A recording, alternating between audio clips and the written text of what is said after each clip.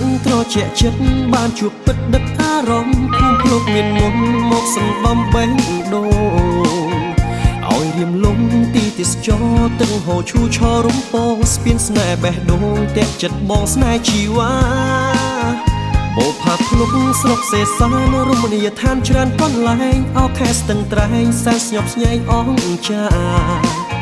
ថ្លាក្បាលកោះស្រកបវរអ្នកទេសចរទៅទស្សនាប្រៀបបានបោផាថែបការនៅក្រពុំស្នេហ៍សេសាននឹងស្រែពកជាជំរកមកឆាក្រៃទេសចរអាឡ័យធម្មជាតិដងព្រៃមនោរម្យ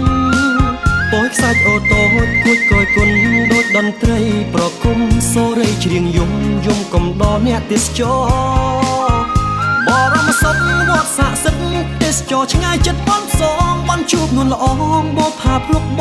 វជួជាប្រមនីស្រស់សោភីដែនអេកូទេសចរសេកងរឹតល្អឆ្នេរខ្សាច់សលេងកំសា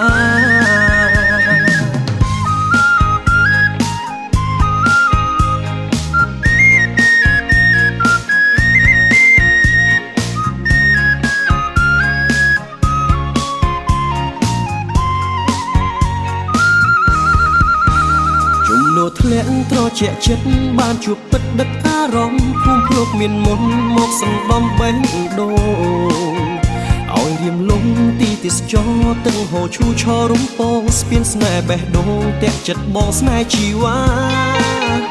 បោផាភ្លុកស្រុកសេសានរមណីយដ្ឋានច្រើនកន្លែងអោខេស្ទឹងត្រែងសែនស្ញប់ស្ញែងអងចា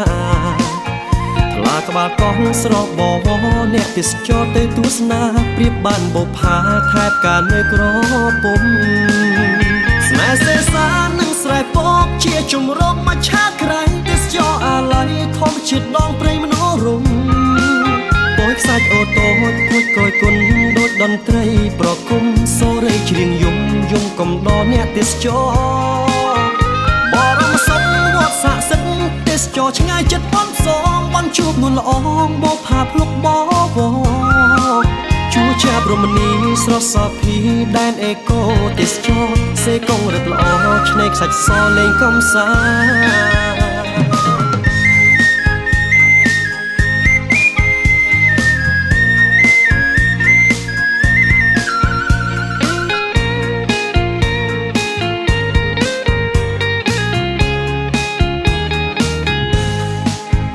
នឹកស្ទឹងត្រែងតែងទំនុកផ្ដាំភូមិភ្លុកនឹកដល់ញាតសមរធម្មជាតិការពារទ្វេទៀតគេកង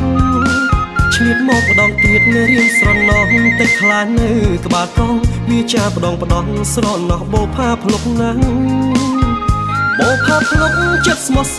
អបអបុនទុនលេសប្បាយម្លេះទេទេសចរការទ្វេដេដាំងអោខេស្ទឹងត្រែងធ្នមប្រឡែងផុតចំបែងសប្បាយណាស់គ្រប់ចិត្តសាំងសប្បាយណាស់បនទុនលេ